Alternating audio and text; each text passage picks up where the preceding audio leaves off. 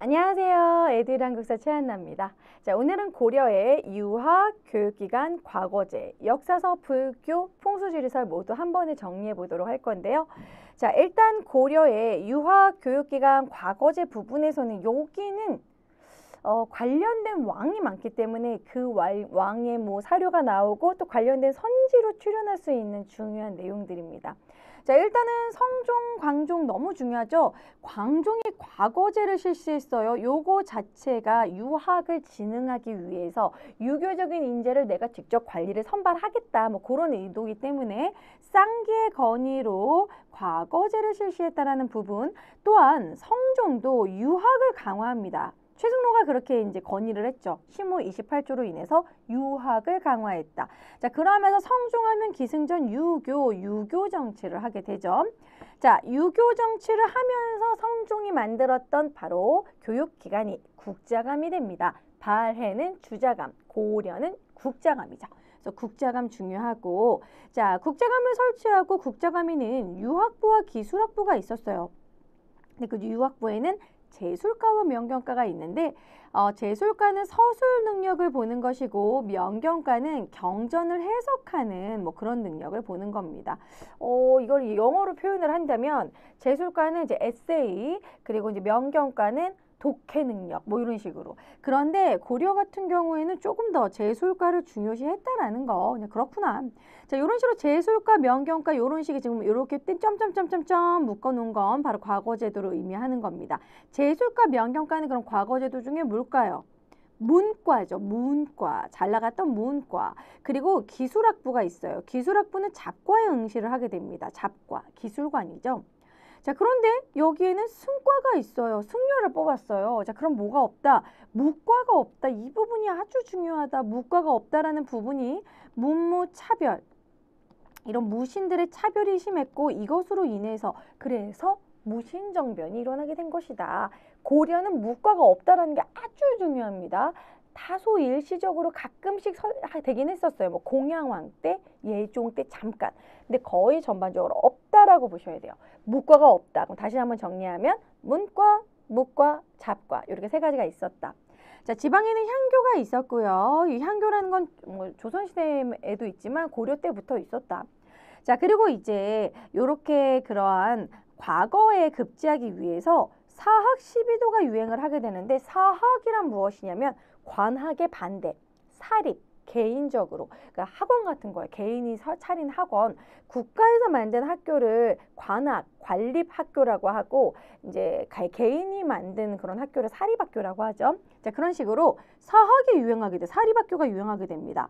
최충이라는 인물이 구제학당을 이제 설치하는데, 이 구제학당이 엄청 잘 나가게 되고, 이 구제학당의 그런 졸업자들을 문헌공도라고 부르게 되고요. 이들이 과거 시험에 계속 급제를 하는 거야.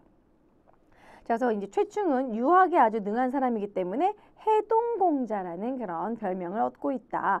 자, 그래서 이 사학에 대항하기 위해서 관학진흥책이 유행을 하게 됩니다. 관학진흥책. 자, 관학진흥책은 몇 개 외워줘야 돼요. 숙종 때 서적포. 서적포는 책을 만들던 곳, 출판을 하는 곳인데요. 숙서, 시옷 이렇게 외워주시면 돼요. 시옷, 숙서. 그래서 숙종하면은 나올 수 있는 키워드가 별무반 아니면 서적포예요. 별무반은 윤관의 건의로 만든 것이죠. 여진 대비부대. 그리고 숙종 때 서적포, 관학진흥정책으로 서적포. 그리고 그 다음에 숙주나물 생각하시면 되는데, 숙종 때 주전도감도 설치하죠. 의천의 건의로 주전도감. 요 세 가지가 나올 가능성이 높습니다. 숙종하면 별무반, 서적포, 주전도감. 아시겠죠? 자, 그래서 여기 서적포 기억해 주시고요. 예종은 아주 관학진흥책을 적극적으로 합니다. 전문강좌 7제를 만들고 양형고를 설치해요. 양형고는 장학재단. 이때 당시 고라는 건 창고할 때 그 고자인데요. 이 양형고에서 이제 막 이렇게 곡식을 모아가지고 장학금으로 썼다라는 부분입니다. 자, 그 다음에 이제 이 전기의 역사서를 살펴보면요. 뭐 고려왕조실록, 뭐 칠대실록이 있었다 하지만 다 모두 소실됐어요. 없어졌어요. 자, 그럼 남아있는 건 무엇이냐? 삼국사기다. 삼국사기 너무 중요합니다. 삼국사기는 바로 개경파였던, 좀 보수적이었던 몬벌개족인 김부식이 만드는데요. 자, 김부식이 삼국사기를 만들 때 관련된 뭐 사료가 있습니다. 아니 중국에도 삼국에 관련된 그런 이야기가 있는데 왜 우리나라 국내는 이런 삼국의 역사가 제대로 정리된 게 없냐. 중국에 막 한 줄 이렇게 흩어져 있을 정도이기 때문에 내가 모아서 우리의 역사를 만들겠다. 삼국사기를 만들겠다. 그러면서 여기서는 어떤 식으로 했냐면 유교적인 합리주의. 있을 수 있는 일만 쓰겠다. 이 말은 무엇이냐면 곰과 호랑이가 쑥을 먹고 막 사람이 됐다. 뭐 이런 얘기들 빼겠다. 알고는 있었는데 있을 수 있는 내용만 쓰겠다. 유교적 합리주의. 본인이 납득이 돼야지만 쓰겠다. 그런 내용이에요. 자, 그래서 그게 유교적인 합리주의로 쓴 것이다 라는 겁니다. 그래서 당군의 건국 이야기가 없어요. 그래서 유교적인 합리주의에 맞춰서 썼으며 그리고 전반적으로 이런 역사, 삼국의 역사가 좀 신라 위주예요. 김부식이 신라 출신이거든요. 그러니까 예를 들어서 나라를 세운 순서도 누가 봐도 고구려, 백제, 신라인데 신라, 백제, 고구려 뭐 이런 느낌으로 신라 위주로 썼어. 그러니까 이런 식으로 신라 계승 의식이야. 자, 그리고 이제 기전체. 자, 기전체는 삼국사 기로 끝나잖아요. 삼국사 기전체 자연스럽게. 삼국사 기전체. 기전체는 뭔가 하나의 틀에 맞춰서 역사를 쓰는 겁니다. 그러니까 예를 들어서 제왕의 이야기 정치사 쫙 쓰고 그리고 영웅들의 이야기 열전을 쫙 쓰고 연표를 쫙 만들고 그리고 뭐 이제 뭐 여러 가지 뭐 그런 뭐 경제나 사회 같은 걸 몰아서 이런 기전체와 관련된 부분은 우리 교과서에서 공부할 때도 이런 정치사, 경제사, 사회, 문화사 나눠서 공부하는 거랑 조금 비슷하다고도 할 수 있어요. 자, 이런 식으로 본기, 세가, 지, 표, 열전 이렇게 나눠서 그러니까 여기선 다 외우시기 힘드니까 본기와 뭐 열전 이렇게 기억하시면 돼요. 본기가 왕의 역사고 열전이 영웅들의 이야기입니다. 뭐 그런 식으로 틀에 맞춰서 쓴다. 기전체. 자, 현존하는 우리나라의 최고 가장 오래된 역사서입니다. 그래서 아주 중요하다라고 할 수 있겠죠. 자, 그 다음에 불교와 관련해서는 태조가 훈요 10조에서 불교를 계속 숭상하라 뭐 이런 식으로 뭐 연등회와 팔관회를 중시해라 뭐 이런 내용이 나와요. 뭐 이렇게 축소시키지 말아라 뭐 이런 식으로. 물론 성종 때 또 바로 축소시키지만 자, 그 다음에 광종이 의외로 또 그 불교의 진심인데 요거는 기억으로 외워주시면 돼요. 광종의 기억, 규녀의 기억, 귀법사의 기억. 이게 뭐냐면 광종이 규녀를 귀법사의 주지로 삼고 이때 당시 되게 복잡했던 여러 불교들을 좀 통합하려고 하는 시도를 해요. 성공은 하지 못했지만 광종이 규녀를 귀법사의 주지. 그러니까 주지가 이제 그 대표 스님이라고 하는 거죠. 광종, 규녀, 귀법사. 광종귀, 기억 연결해 주세요. 광종하면 규녀, 귀법사하면 규녀. 그래서 규녀는 보현 시본가라는 이런 향가를 또 남기기도 했습니다. 자, 성종은 최승로죠. 성종 때는 불교가 어떻게 써요? 억제됐겠죠. 그래서 불교가 많이 탄압됐다. 불교가 위축되었다라는 거. 자, 왜냐면 이때 최승로 때 뭐 연등회를 축소하고 팔관회를 폐지하기도 했잖아요. 뭐 이런 부분에서 불교가 좀 축소됐다라고 볼 수 있겠습니다. 자, 그 다음에 이제 고려 전기의 불교하면 꼭 알아줘야 되는 인물, 의천. 의천은 진호라고 같이 좀 세트로 공부하시면 되는데요. 네, 의천 먼저 살펴볼게요. 의천은 문종의 아들입니다. 대각국사 의천, 문종의 아들로 천태종. 그죠? 의천이니까 천태종이에요. 해동, 천태종. 해동이 붙는 거는 우리 스타일이라는 소리예요. 뭐 예를 들어 해동성국 뭐 이런 식으로 해동화엄종 이렇게 붙어요. 그래서 해동 천태종을 만든다. 그래서 국청사의 주지로 있을 때 해동 천태종을 만드는데 의천은 교종 중심으로 선종을 통합하려고 했어요. 교리 연구와 참선을 겸해야 된다. 교리 연구와 수양을 겸해야 된다. 겸. 교관겸수 뭐 다른 말로 내외겸전이라고도 하는데 겸자가 들어가면 의천입니다. 교관겸수, 교리 연구와 겸수, 수양을 겸해야 한다. 그래서 교종 중심으로 선종을 통합하려고 했다. 교선 통합. 자, 그리고 의천은 교장을 만들기도 했어요. 이 교장이 이제 우리가 흔히 속장경이라고 하는 거죠. 속장경이라고 하는 게 교장이죠. 그래서 흥왕사에다가 교장도감을 설치한 뒤 교장을 만들기도 했다. 교장은 무엇이냐? 그 기존에 있었던 초조대장경을 해석하는 거예요. 그러니까 초조대장경 자체는 그냥 경전이에요. 하지만 경전에 관련된 해석이 되게 여러 해석본들이 있습니다. 그러한 해석본들을 모은 것을 이제 교장이라고 해요. 자, 그리고 이제 화폐 사용을 주장하기도 했다. 화폐 사용을 주장해서 이제 숙종이 주전도감을 설치하라고 건의하기도 했죠. 주전도감을 건의했다, 숙종에게. 자, 그 다음에 풍수지리설 살펴볼게요. 자, 풍수지리설이란 건 뭐냐면 명당. 이 땅에다가 집을 지으면 이제 대대손손 복을 받고 잘 나가고 막 그런 거고, 이 땅은 좀 안 좋아가지고 뭐 터가 좋지 않다. 뭐 이런 식으로 명당을 이렇게 딱 보는 그런 게 풍수지리설이고요. 이 풍수지리설은 약간의 그 예언사상과 또 관련이 있어서 이 땅에 터를 잡으면 만대손손 잘 나갈 것이고, 이 땅이 뭐가 안 좋으면, 터가 안 좋으면은 전쟁이 날 수 있고 뭐 이런 식으로 좀 예언도 하기도 합니다. 그러한 풍수지리설이 영향을 끼친 것이 서경기일지설이 나타나게 되면서 서경이 중요하다라고 훈요10조에서 1년에 100일 동안 머물러라 뭐 이렇게 얘기하기도 했고요. 이 서경을 중요시하면서 북진정책을 추진하기도 했었습니다. 자, 그러면서 이런 서경기일지설이 언제 최고로 폭발하냐면 묘청의 서경천도운동이에요.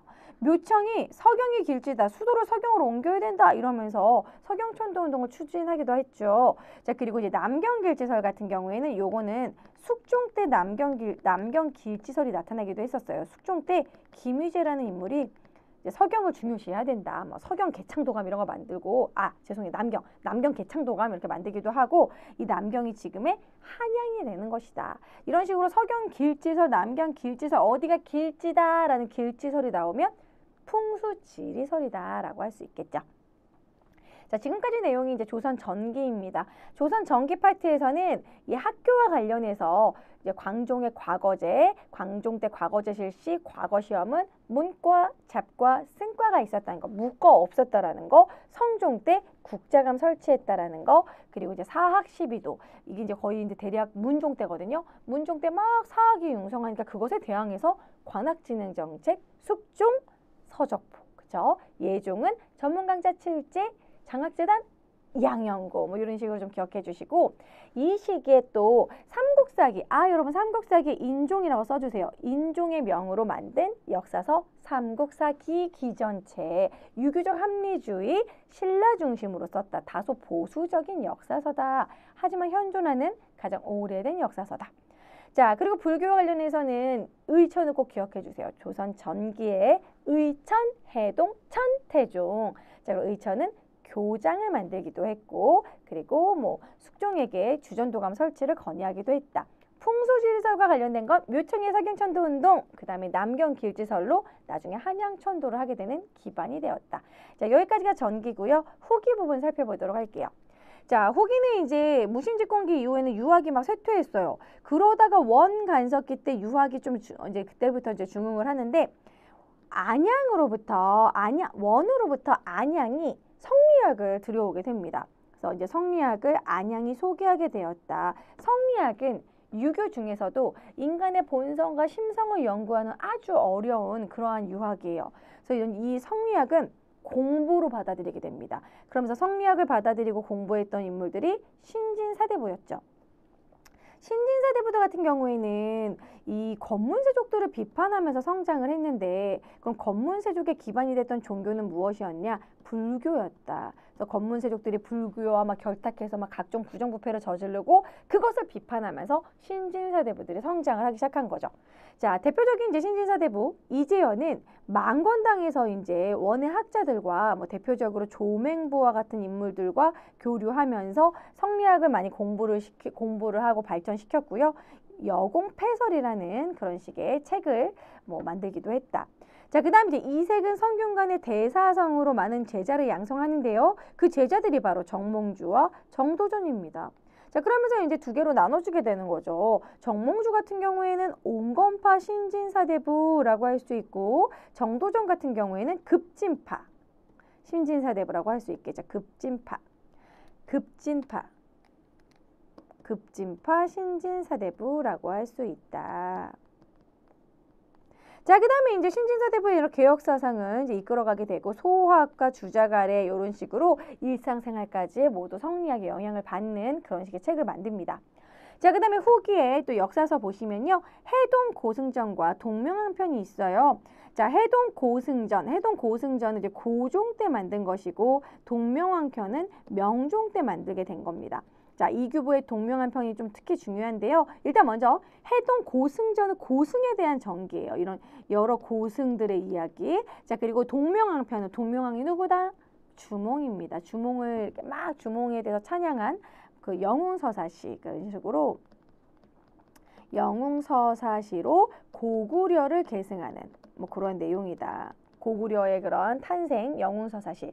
자, 그러다가 이제 충렬왕 때 삼국유사를 만들어요. 충렬왕 때 삼국유사와 제왕홍기를 만드는데 이 삼국유사 같은 경우에는 이련, 삼국유사의 이련의 이응으로 기억해 주시고 삼국유사는 이련이 약간 기사 본말체에 가깝게 만들었다라고는 해요. 약간 사건 중심으로 썼습니다. 자, 그리고 불교사와 함께 민간 설화 이야기가 들어가 있고 중요한 거 당군의 건국 이야기, 이런 당군왕검 이 이야기가 삼국유사에 실려져 있다라는 거. 그래서 아주 의미가 있는 역사서라고 할 수 있겠죠. 삼국사기가 좀 부족한 그런 부분을 삼국유사가 채워졌다고 할 수 있어요. 삼국유사 건국 이야기 들어가고 이 제왕운기도 당군의 건국 이야기 들어가고요. 제왕운기는 읍조림에 따라 썼다. 약간 이야기하듯이 노래하듯이 썼다라는 거. 이순유의 제왕운기.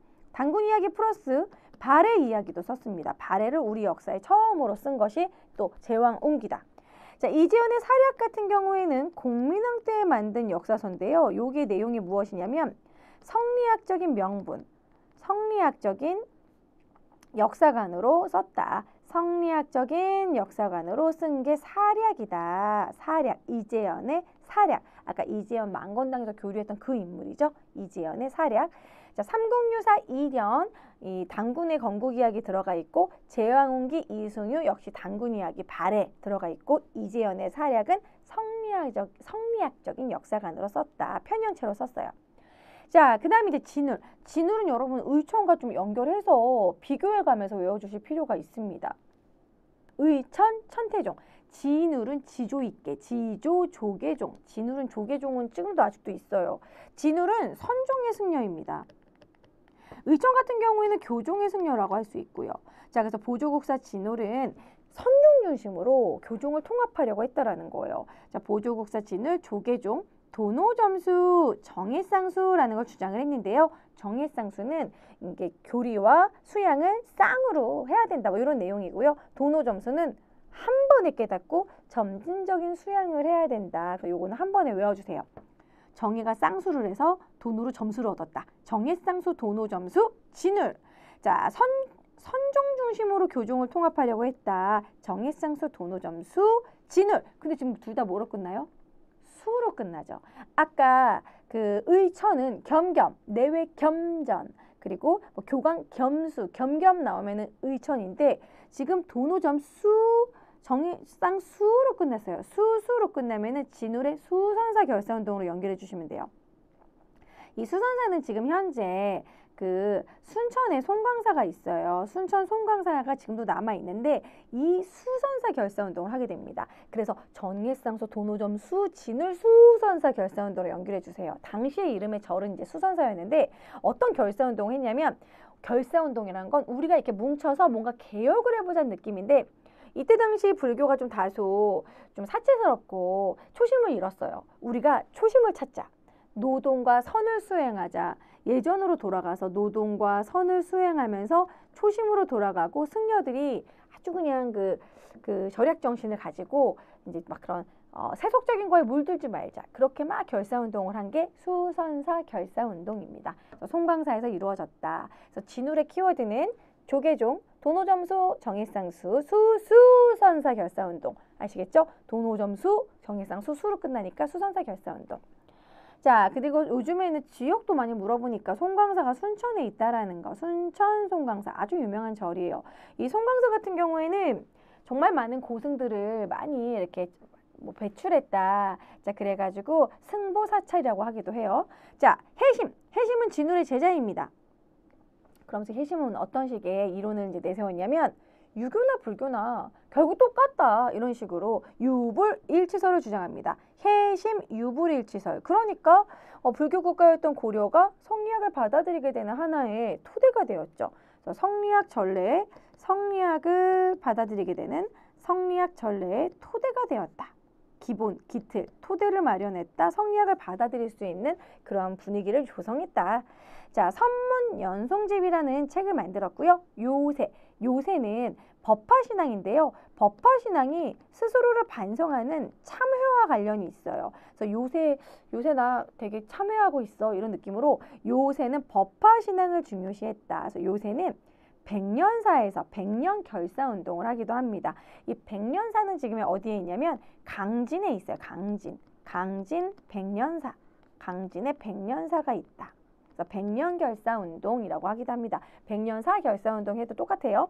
자, 그래서 여기는 스님이 좀 중요해요. 그리고 어려워요, 여러분. 이 부분은 지금까지 통시대적으로도 스님이 많이 나왔습니다. 그러니까 결국 의천, 진의, 해심, 요새뿐만이 아니라 균열하던가 아예 앞에 있는 원효와 의상부터 통시대적으로 나올 수 있다라는 거죠. 그래서 반드시 사료와 함께 계속 기출 푸실 때 이 사료가 나오면 요거는 의천 내용이구나. 이 내용은 진울이구나.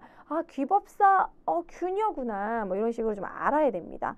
이 해심이나 요새 같은 경우는 심플하게 해심은 유불일치설, 요새는 법화신앙, 참회 뭐 이런 식으로 기억을 해주시고 백년결사운동 강진. 자, 그리고 의천은 의천, 천태중, 교관, 겸수, 겸겸, 그리고 이제 교장을 만들었다, 속장경을 만들었다. 진울은 지조, 조계종, 이제 도노점수, 경애쌍수, 정애쌍수, 도노점수, 수선사 결사운동 이렇게 연결해 주시고요.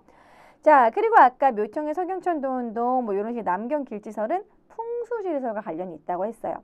풍수지리설과 관련해서 조선에 결국 한양으로 천도를 하게 되는 또 그러한 이론을 만들었다라는 거. 자, 이렇게 위에 유학, 교육기관, 과거제, 역사서, 불교, 풍수지리설을 모두 한 번에 정리했습니다. 여기는 특히 여러분 불교 부분이 중요하니까 이 스님 시리즈는 반드시 중요하게 암기하시고요.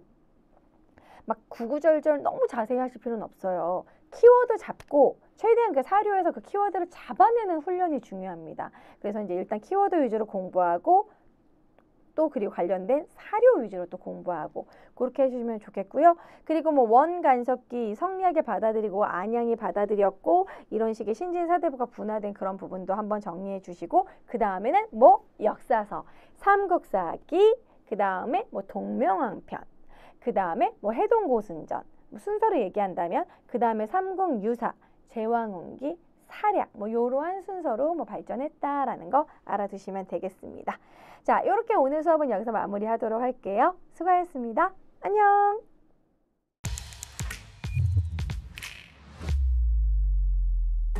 Edu